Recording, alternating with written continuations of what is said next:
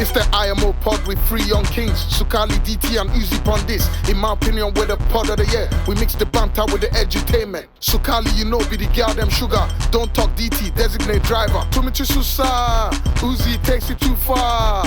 You never know how far you can go if you don't try. We and them boys, we're not cohesive. Money, money, money.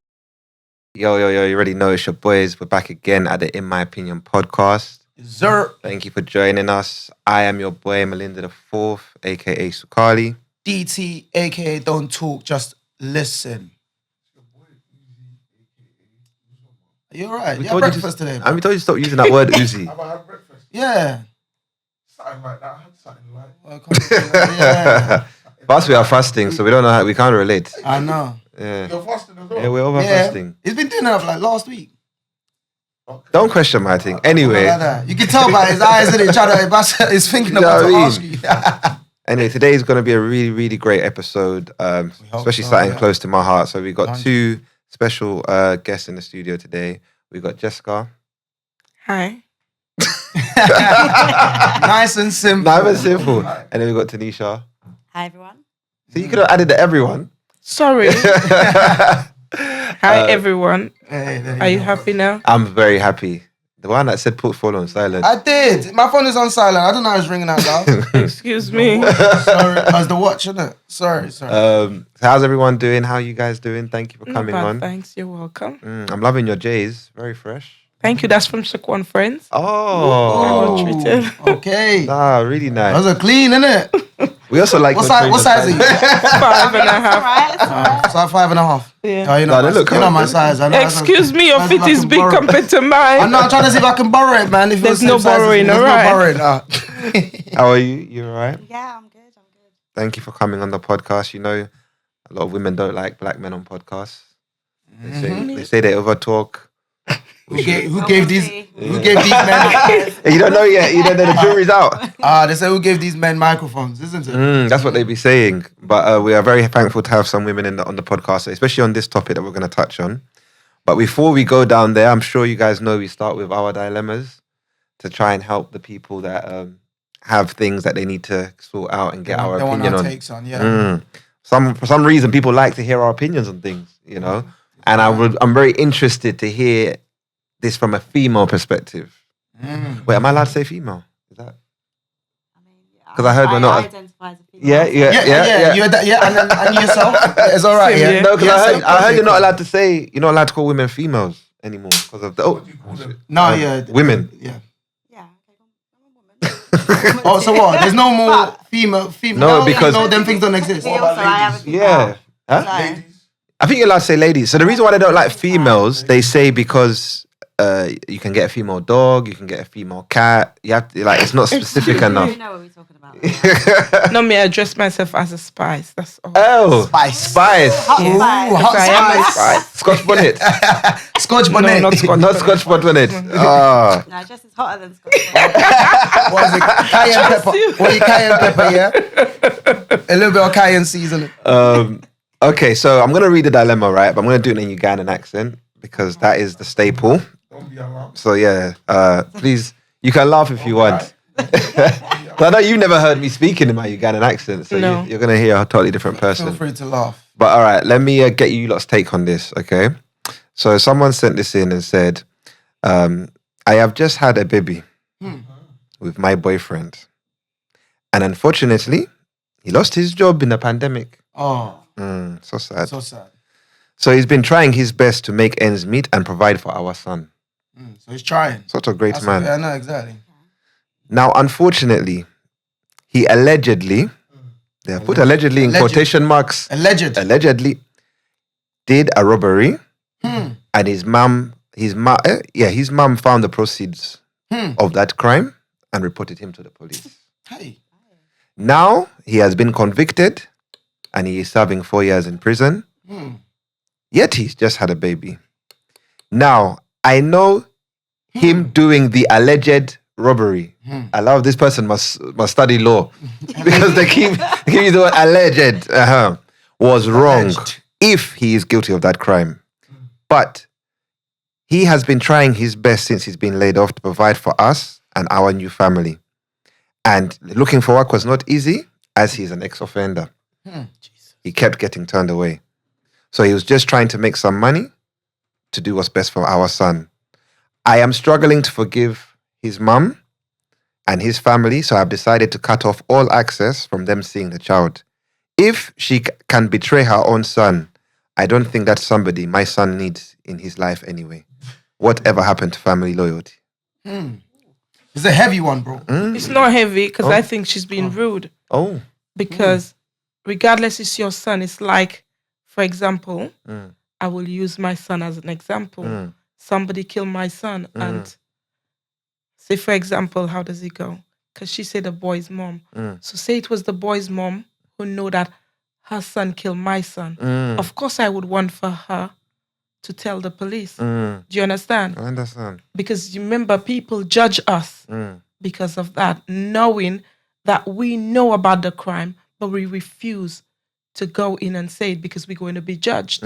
So I think, to be quite honest, she did the right thing. So there's no need for the girl to say that because she's only thinking about herself and what she will gain from it. So what the mother did, Was the right thing. of course, she did the right thing. So do you feel like then the mum should have taken in consideration the fact that had she not, from what we're being told, had she not reported, he may have gotten away with it and been here to raise his son? No, but yes, no. Because say, for example, she never reported it. He could have gone and do another crime again. And then she know and she keep holding everything. Exactly. So we cannot live that life.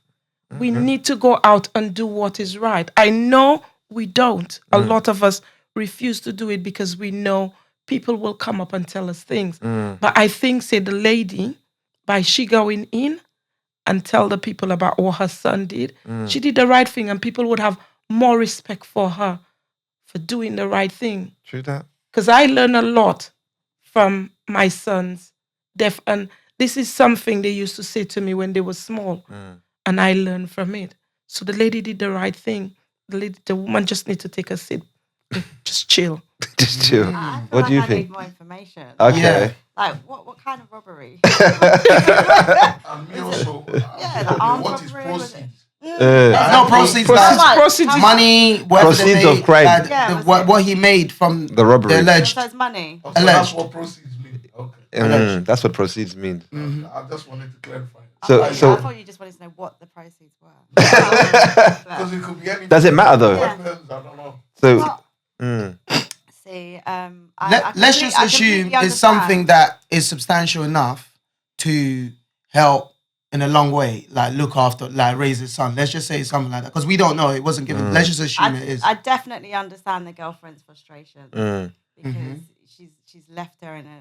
Well, she's not left her. Obviously, he made the decision to do the robbery. So Alleged. he- Allegedly. if he did Right. it, Yeah. Exactly. if he did it, I don't know where these proceeds came from. Right. Yeah. If he did it, then he's obviously made a decision that potentially that's what could have happened. When you do a crime, you kind of the you should be prepared that there'll be consequences. consequences. Yeah. If you get caught, they're going to be consequences. Exactly. But I definitely understand the girlfriend's frustration. And yeah, I think obviously the mum has gone, she's chosen to just go with her morals and it doesn't Amen. matter to her. And you gotta respect that. Thank But you. I definitely understand her frustrations because now she's in a position where she now doesn't have, her support. boyfriend and the support there. And she probably feels like she can't trust the mum now as well. Exactly. Yeah. And is the mum now going to step up and try and help I her still to see it raise different the- from you. Yeah, that's That's fine. good to have different views Yeah, on this. because I like I'm that. I very definitely understand. But I feel like at the same time, she needs to go and sit down with the mum and have a conversation because you can't just cut her out. Well, of yeah, son's son's life life, because yeah. of that. Obviously, she had morals and she didn't feel comfortable with that, and Yeah. she's gone through with that. But it doesn't mean that she should be like taken away or separated True. from her grandson. So I definitely understand. You can It's see very- both sides. It's a hard one, isn't tricky. it? It's very Yeah, tricky. I feel like it's one of them situations where I feel on both sides there's a bit of a point on both sides. That's what I feel personally because, and the only reason why I'm kind of shooting a bit of a bell for the girl is because of the child.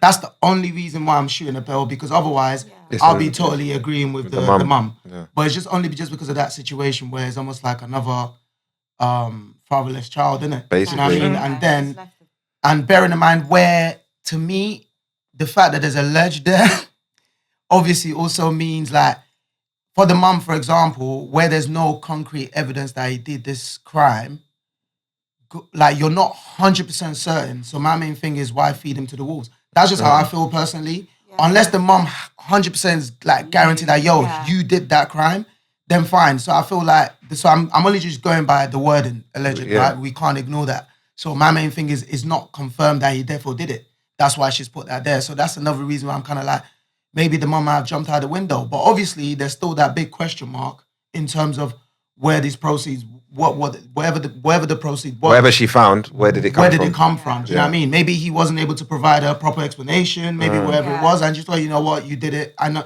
you know how some mum sometimes like, I know my son. Yeah. Like, I know that look when you're lying, like you done something. Maybe that's why I just gave him up.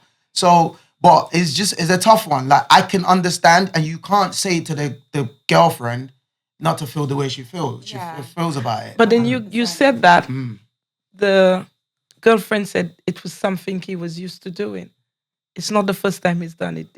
No, she didn't say What that. did we say? No, she said he's got previous. Because He's got, no, but you did say he had previous. Ex-offender. Yeah. Yes. Ex-offender. So obviously the mom knows Yeah. that my son is doing this, and maybe she gave him chances. We don't know. We don't know. Respect. And then maybe by giving him so many chances, she decided, you know what, enough is enough. Might as well use. Uzi, what say you? Yeah, what say you, my boy? This thing is very stretchy and long, you know. It's very stretchy because you don't know where I stand from. Obviously, I've said something previously, like where if my brother's done a crime and someone's going down for it, I'm gonna say he done it. You know what I mean? But like it's depending on what's happening. What it is, what the situation is. Like, if yeah. nobody's been killed or like nothing is gone like drastically mad, or say maybe they robbed a bank or whatever, like to me banks are criminals. So it's like, okay, I'm not gonna give up my son if it's a bank. But if it's like they've No, you're chatting, bro. You're chatting. Yeah. Working hard, like, you know, that for their money, like, you know what I mean? Maybe like an old person or then I might be like, nah, that's a bit too far. You know what I mean? That's why I said I wanted more information. Yeah. It's like a long stretch because you know where I stand. I like to be honest with certain things, but like I said, if no one's. You're saying it's not quite cut as dry as the way it is. Yeah. Who they've robbed that bank. I don't care. Like criminal insurance companies. I don't care. Broken. You know what I mean? You know, so that's like my take, depending on who it was. Then I might be like, okay, nah.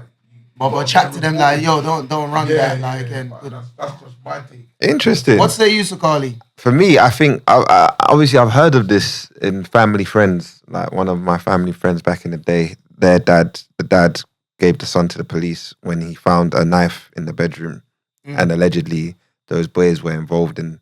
The person didn't die, but they got GBH, and he gave him up. And for me, I just think I did not raise a thief. Yeah. So if I believe you're offending and you have the audacity to bring your proceeds into my house, you could be putting me in danger. What if we have other siblings? What if no, I'm going to give you up. I'm going to give you up. And I think that only comes from the fact that I lost my brother. I think if you had asked me previous to that, I didn't want anything to do with the police. But now that I've seen the ramifications of a lot of people other side could get rehabilitated sooner if you actually get them that help that they need. Don't get me wrong. I know going to jail doesn't. All right. In most cases, rehabilitate. Exactly. But it's a punishment that sometimes it can wake you up. It can wake you up. Yeah, Sometimes that's what people need. Exactly. Because if you have just had a son, why would you put yourself at risk of being away from your son by going to do a robbery? That's probably not going to make you a millionaire. You know what I mean? It's only going to make you a couple bands. And now you're going to go 4 years or however long without seeing your child. Now, I want to give you that wake-up call. I want to be like, no, you're going to jail. Hate me if you hate me. What example is he setting? What example? Because if I let him get away with it now, you know he's just going to go bigger. True. He's just going to go bigger. That's why I said what I said. So how do we address the part then where, what would you say then to the part where, okay, cool, because maybe he's made a mistake in the past, you know, wherever it is, and he's got a criminal record because of that. Because that is a factor that was in a situation where he has been trying, he's been looking for jobs, and he keeps getting turned away due to his record. So it's like, but I also have you know, as a man as well that's got kids, like I'm trying to provide. I want to be a provider, but then I keep getting turned away from everywhere. What do I do? So what do you say to that? I hear that, and I know that's difficult for a lot of guys that have records in it. Like I have been reading that prisons have started giving man apprenticeship, especially with the railways and stuff trying to get them jobs. So there are avenues. Like my brother started a cleaning company. Do you know what I mean? He just started cleaning, and then off of that, he started his own company. Now he's the boss. He doesn't even have clean anymore. Like there's avenues. I will never ever tell a man that you doing a robbery or you doing badness because you can't get a job is all right. No, there are ways. Even if you have to work at McDonald's, even if you have to be a toilet, there are ways to provide for your child, because going down that route of criminality will never end. You know what I mean? You'll do this run, you'll need to get a re-up. What, you're gonna go rob again? Do you know what I mean? Like, so for me, the only issue I have here is with the girl not letting the family see her, because I think what she doesn't realize is it's the child that's suffering. Already now, dad is gone. Yeah. So you need that family support. Need that family support. Yeah, she might have her mum's side or her side of the family, but the child also should have access to the dad's side. She needs to understand that the mum didn't do it to get at you. It wasn't personal. Yeah. But if anything, it will help you lot in the long run. You know what I mean? So that's my opinion. I think she should forgive. Yeah, that's true. Yeah, I think so. I think she needs to sit down and have a conversation with the mum. Yeah, have a conversation. This is how I feel. I feel like, you know, she obviously feels angry. She feels like she's feelings are valid. In that situation. But she needs to understand that he's also put them in that situation. He's the main culprit. Yeah. I kind of see. I do see.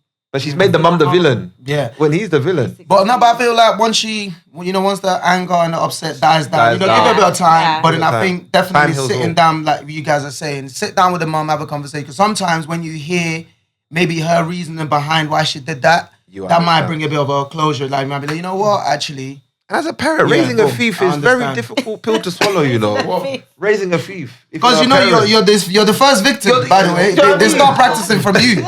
Yeah, I mean, they start from your purse. The shame, the embarrassment. My child is a thief. You know what I mean? When at food, there's always rice at home. What excuse does he have to be a thief? Unless if he's not doing them, the proper heist. Like the money heist. The bank job, the proper bank job. If he's not doing them level type of thing, them little small petty stealing, like relax. So as I think everyone is agreement, she should just have a conversation, and we understand you're upset, but talk to them. Yeah. His mum, man. Yeah. I know it's a sore one. Because then you're punishing the child even more. Exactly. This is all adulting, by the way. This is all part of the process. That is right. This is part of the adulting. So we hope you get it sorted out. Now, moving on swiftly. Thank you guys for your opinions on the dilemma.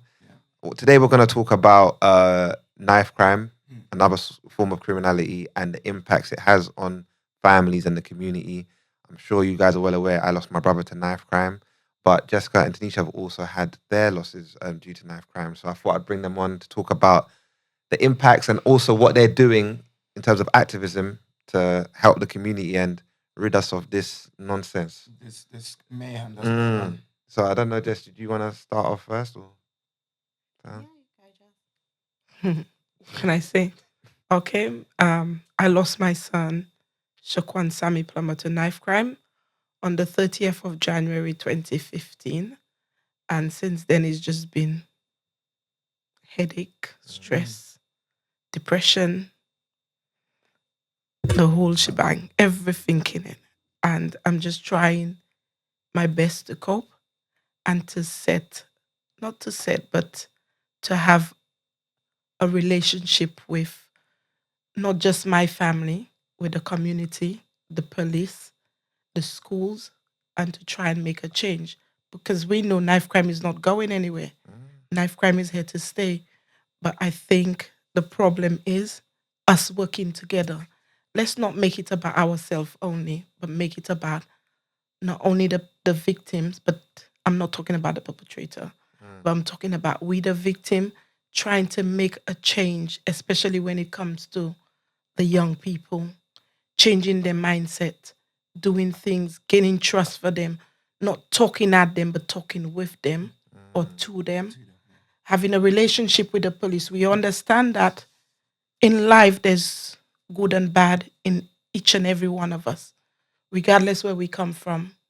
If we, like, for example, I'm St. Lucian, you have the Jamaicans, you have Nigerians, you have Grenadians, you have Trinidadian, you have etc., etc. But we need to understand that there's good and bad. You have some good police officers, you have some bad police officers. Because I work with a set of police officers in Harrow, and they're brilliant. They're not only there to help the young people, but they're trying to make that change. And the way I see them in Harrow, which I see how they work in Islington, completely different. So sometimes I ask questions as to why the police in Islington work that way and the police in Harrow work this other way. I ask this question all the time because I just wanted to know if if their training was different. But the training wasn't different. They all work the same way. But where you find that's to me because of what I do, because I do talks in schools. And I see how the police work in Islington with the young people. Some of them, instead of trying to get these children away from this thing, it's like, to me, they're pushing them towards the knife. Whereas in Harrow, they don't only work with the young people, they work with their parents too. And it's like they're pushing these children away from it, trying to give these children an education. But at the end of the day, we need the young people to help us. And they need to not blame the police for whatever the children are doing, because it's them who chose to do it, not the police. But we have to understand not everything we see on social media is true. Yes, we see the police do things, but not that it's not true. It is true in a sense, but we cannot say because we see that all of them are bad. We have good, we have bad. And I see it every single day because I do most of my talks in Harrow, and I've only just started. It's now about 4 months. About 4 5 months I've been doing it at the Old Bailey. I share Shakwan's story at the Old Bailey. But I don't only talk about myself. I don't only talk about Shakwan, because it's not only about Shakwan. I talk about all the parents who lost their own children, because they're going through the pain like me. It's not something that is easy. It's hard. Did you get justice? I did get justice, and I don't call it a justice because I feel like I am serving the life sentence. I don't think say the boy is serving the life sentence because this boy can still breathe. He can still live a life, whereas my son is not serving that life anymore. And I'm going through the pain day in, day out. It's 8 years now, and it felt like if it was yesterday. The person who killed Shakwan, his name is Jamal William. He got 24 years, life without parole, and he has to serve the full 24 years before he can go in front of the parole board. That don't make it any better for me because my son is not coming back. And whatever work I do, I'm not doing it for fame, because that fame is not going to bring back Shakwan. And all I want is my son back, but it's not going to give me back Shakwan. So I'm doing it because of the love I have for the young people. And I do not wish any other mothers to go through my pain, because it's hard. Sometimes you don't want to get out of the bed. Sometimes there's so many different things. You get the suicidal thoughts like myself. You wake up in the morning and you feel down. And it's a struggle for me. Are you okay? You want to stop? I'm okay. It's a struggle. It's been going on how many weeks now? When was the last? We had the last Love and loss. Yeah, about what month? April, so a couple of weeks ago. Yeah, and I've been struggling and trying to cope with the stress, the depression. And some people would look at you and say, okay, you know what?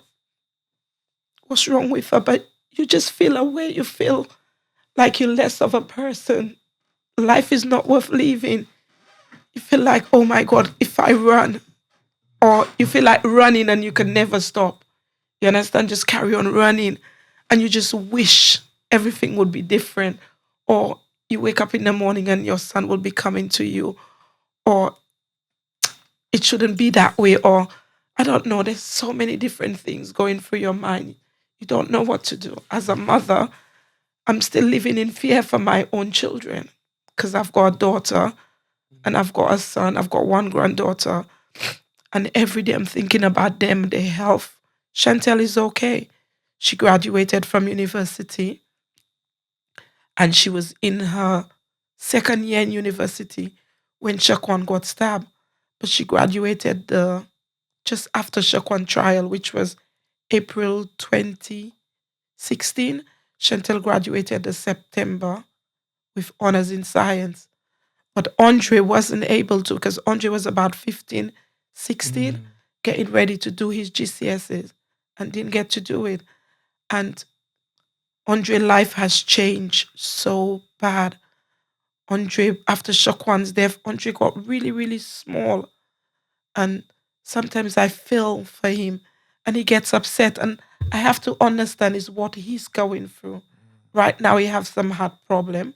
We are all trying to cope with it. But in my head, is saying death, death. But I just have to continue praying and asking God to help me through it all because I'm trying. Not easy. You're doing well. I'll tell I'm you trying. that. It's been You're hard. doing well. The fact you've even, through your pain, you've got the strength to go and give talks, go to the O'Bailey, relive your trauma all the time to help other people. That is commendable. And you're strong. We all go to the same support group. And I see her come every week and she shares her story and I think it's powerful. You know what I mean? And I'm proud of you. Thank you. I'm really proud I'm of trying. you. I'm trying. I go through a lot. This person called me like I did the how you call it, the TED talk. Yeah. It wasn't easy doing it. But I done it. Mm. And there was about 100 people in the audience and I stood up and I done it. I wasn't scared, but I just did it because I know why I was doing it. I was doing it to raise awareness. And some people will say, but Jessica, you don't talk about it. I don't need to talk about it. I've done it already. You want to see it, you go on YouTube. But it's not about that. It's not for fame. Because if you're going to give me some award or reward, I would rather you give it to a young person instead of giving it to me because I don't really need it. I'm grateful for it, don't get me wrong. But to me, a young person need it more than myself. And the work that I do with the young people, I don't want just for me to go in there, do it, and turn my back and never go back. I always go back and try and reward the young children. I've only just started the bleed cabinet. Yeah, we can talk about I that, work with Anthony. I work with Gwenton. I work with Sherry. She's in choices. I just try and do as much, and I'm with the love and loss. And to be quite honest, I'm grateful for them because every so often, especially Missy, will send me lovely messages. And if I say to her I'm feeling down, she will tell me, oh, do you want to go out? Jenny would say, come on, Jess, we need to go for a meal. And they will call me on the phone, the same like Sherry would and other people around me. So I'm grateful that I have people around me, but sometimes it's not like you're being mean or horrible. It's just that you feel so down. You just want to be in your In own. your own little bubble. Yeah, it's hard. Sometimes I feel like going out and I will get to the front door and this thing is saying to me, don't go, something will happen. I will try and I will try. Then I will get to the bus stop and then the thing is saying, Jessica, no, you need to go back home. And I will go back home. I will sit in the park for a little while and then I go back in my house and that's it for the day. Because that's how I feel. I think that's the thing as well, because I think people don't understand, like, grief comes in waves, and it's like a never-ending journey. I think sometimes people think, oh, it's been this long or been that long, it gets easier, time heals. Like, and I'm just like, that's rubbish. Sure. It's rubbish. Like, the pain never heals, the wound never heals. You just kind of learn to live with that pain, Sure. but it doesn't hurt any less. And I can really resonate with what you're saying about sometimes you want to do something and then you're like, I just can't do it. Because sometimes, literally, I still wake up and I'm like, oh my God, this this can't be real. Yeah. Yeah, what was like the situation with yourself? So I lost my cousin, he was 18 at the time, just turned 18, 10th of June 2015, and yeah, just absolutely devastating, just completely shattered our lives, and it's never been the same since. And since that happened, it's like I'm the kind of person that was like, it happened, and I just needed to kind of keep busy, keep going, keep doing whatever Keep I yourself could distracted. do. Sure. Myself distracted, but and feel like I was doing whatever I could to in the situation. So it happened, and then we were just like very focused on getting the perpetrators and whatnot. Then it went to court, and that was the thing. Like I was so kind of just right. This needs to happen. I threw myself into that. It was an 8-week trial. I was there every single day. I lost my job because I was like, no, I'm not going to work. Like this is my life now. Like I can't even think about going back to work. It completely just takes over your life because you're thinking, how has this thing happened? But the world is still going. It's true. How that? How? Why is the world not stopping? Why is the world not stopping? This has happened to me. This has happened to our family. Like someone has done this, and how? Why is everything still going as normal? Yeah. Like it's absolutely devastating, and you just don't understand how the world is still going on around you. So I threw myself into like the court case, and threw myself into organised funeral, and then when all of that was over, it was like, damn, like everything just came What do you go from crashing. here? Yeah. Everything came crashing down. I was like, this is okay now. This is my our life. This is Yeah, our this is my life, yeah. This is it. He's gone. Someone has taken him from us. It's not even like, I think it's a whole different kind of grieving as well when someone's been taken from you. Yeah, Because 100%. it's not like, oh, it's an accident. Or, Yeah. Yeah. they got hit Like by maybe there was a car. hill. Or they're Yeah, sick. They Exactly. were sick. Yeah, stuff Someone like that. someone has done this. Someone has purposely done Never this go over it. and completely just traumatized your whole family, your life, everything, and it has such a massive knock-on effect. So yeah, basically funeral, court case, and then I think after the court case, you're waiting for your verdict and whatnot. You think, okay, this is going to be the thing that kind of Seals it for seals me. it Yeah. and whatnot, and then you get that and some like, and to be fair, I think we got it, and it was like, And it did didn't you feel find the good. Old Bailey was the worst? It just didn't feel like. Yeah, it was to me. You're I thinking find to it. yourself, Yeah, you're gonna, once this is done, but it's never ending. horrible. You don't feel better. Mm-mm. You don't feel better. Do you feel like you got justice? No. But did the person serve any time? Did they get found Yeah, guilty? they got found. One person got found guilty. There were originally 3 perpetrators up, and even that, I don't know how, but for whatever reason, they decided that he would get manslaughter, which makes no sense to me because this person went to the place looking for people with a massive Rambo knife. So that how means you there was end an up getting- intent. exactly. Yeah, so how exactly. you end up and Getting and manslaughter. a Rambo knife, it's huge. Like how you get manslaughter, I don't know. Chased my cousin, stabbed him. He managed to get up and run it. You chased him again. So this stuff, it just doesn't make sense to me. So anyway, That's not once we normal, even it's got not that verdict, it just felt like, What's this? what is this? Why It is doesn't yeah. even make sense. It would have been And better if yeah, you didn't get anything. It's almost like it's a bit of an insult. You're thinking your whole life's been torn apart. My cousin no longer has his life. He's not going to have his future. He's not going to have kids. He's not all these things that we, look forward to. He's not going to get to have, and then you get manslaughter and a minimum. But they do ask in years. it at the film because with Shaquan case they did say if Shaquan was inside of the house it would have been manslaughter, but because he was outside the person's house, it was murder. But I think Crazy. I think a lot of this stuff just doesn't seem to make It sense. doesn't I make think sense. There's a lot in the stupid justice system. technicalities Yeah, there's a that lot don't in the make no justice sense. system as well that needs to be looked at because I think it's just very outdated and a lot of things just don't make sense. So there just kept being all these things, and I thought okay, maybe not that we feel better, but you just Yeah. I something. understand. But that never is just. It I never think happens, and it doesn't. It's I never think the come. justice system is failing all of us. Yeah. And when it comes to the justice system, then after the trial, then the sentencing and stuff like that, then you have to deal with probation. They are the worst. And probation, the way I look at it, when it comes to the justice system, you have probation, you have, how do you call the other one? The child.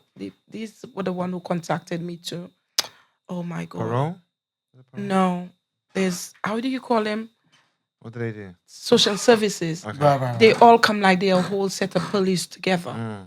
They all work together. Because during Shakwan's, before the trial, social services contacted me. But they didn't contact me. They contacted the doctor's surgery, asking for my children's file. They asked for Chantel's file, Andre's file, and they asked for another little girl's file. And I was wondering, why did you want it? Yeah, why is that? Yeah. Because you asked for my permission, I signed. They didn't even really ask. No, they did ask for Shakwan's file, and you signed for them to take it from the doctor's surgery. And then the doctor called and she said, I don't understand why the lady wants your children's file. So I said, get the lady to call me. And that's a couple days after Shakwan's stabbing. And then I said, get her to call me. She called me straight away. I said, excuse me, madam, what do you want? She said she need permission to get Chantel them file. And I said, what for? I said, right now, if you cannot get my son and bring him back in my house or find the person who killed my son, you could F off. Same like that on the phone. And I said, if you know what's good for you, don't you ever ask the doctor's surgery again, because I've already said to them that they're not allowed to give it to you and there's no need to call my house phone again. And I just hang up. And I'm thinking, what for? What for? Yeah, I was. It's like I'm confused. going through all of that. I don't know who killed Shakwan. Then you calling me. And then I've got to go back and face these people because I was investigating myself. And then going into the courtroom, I wasn't allowed to go in until, because Shakwan case only lasted like a week and a day. Okay. And because I was investigating, they said I'm not allowed to go and listen. So poor Shakwan dad had to listen through the whole trial on his own. And I was sitting upstairs not knowing what will happen. So going back to that, the court thing, sorry, because what I was saying before is that once the court and then verdict and then sentencing and stuff like that, you feel like, okay, next milestone, you're going to feel better. But like I said, that doesn't ever come. So this is why myself and my family, my auntie, we ended up setting up the Love and Loss support group. And this group was set up to help other families that have gone through the same thing, or going through the same thing. So basically anyone that's lost a loved one or a friend to knife crime or violent crime. Because I was like, oh my God, is this what happens? Yeah. You're just left now. Literally into your own Literally, devices. you go through all of this and then it's like, get your sentence in. Okay, there you go. Bye-bye. On your way. Yeah. Everything moves on now. Yeah, and I was just like, wow, like, what? Who this picks can't up the be it. pieces, Yeah, all of that stuff, what the exactly. support system Exactly. there. And luckily, like, my family, we're quite close. We're very, very close. We're able to support each other. It's difficult because, you know, there are times it can break families apart as well. It can have This the is what I'm opposite saying. effect. Yeah. And we're quite lucky that we're a close family, so we have each other. But I can honestly say I lost a lot of friends as well because friends don't get it. Friends don't know how to support you. They're thinking, well, why is she still going on like that? Or why has been this? So luckily we have that support system. But I felt like, well, what are other families going through? And what about if you haven't even got any family? What do you do? You know what I mean? What do you do? So we set up the support group and basically I think we've been doing it since 2016 actually. 16. And it's in a way, it's like it brings me a lot of comfort just to know that we all come into the room and we're able to just share and speak and cry and laugh. Like, It's a safe space. Yeah, it's a very safe That's the space. same one that you. So yeah, this is how I met both these ladies in this love and loss support group. Yeah. It's been so helpful because, like you said, Yeah. a lot of people don't get it. My brother has been 5 years, so a lot of people are like, aren't you over it? You know why? But here I can come and I can repeat my story 10 times, and everyone will act like it's the first time they've heard it. No one will make me feel like I'm over talking or those like, things. Yeah. Yeah, like, oh, here we go. Talking about Yeah, his life. talking about his brother. Yeah. It's an amazing, and I'm so thankful for that group because if it wasn't for that group, I'm telling you, I wouldn't be where I am in my journey of healing. But I thought, rather than talk about it, I actually want to hear from you guys how you feel like, because I know you haven't lost anyone, right? To knife crime. Oh yeah, no. I want to hear from you guys how you felt like it impacted me from your perspective, because I've actually never understood that. Obviously, I feel like we were shattered. It was a mad experience. Because when was that happening? Like October 20th, 2018. 2018. So that was kind of like 2018. So like a year and a bit. That's after I lost my mom. Yeah. So what I would say is, like, in terms of what you lot are saying, it's like people don't, until you've lost someone, you can never get that feeling. Like, no matter how much people say, like, I relate, I get it, unless you've lost someone very close to you, like an immediate family member, you can never get it. And in terms of, obviously, I sympathize with you lot. In terms of your experiences were completely like different to mine, and I still feel the trauma of my experience. And mine wasn't like, it wasn't a situation that someone took my mom or my brother. Obviously, they passed on suddenly.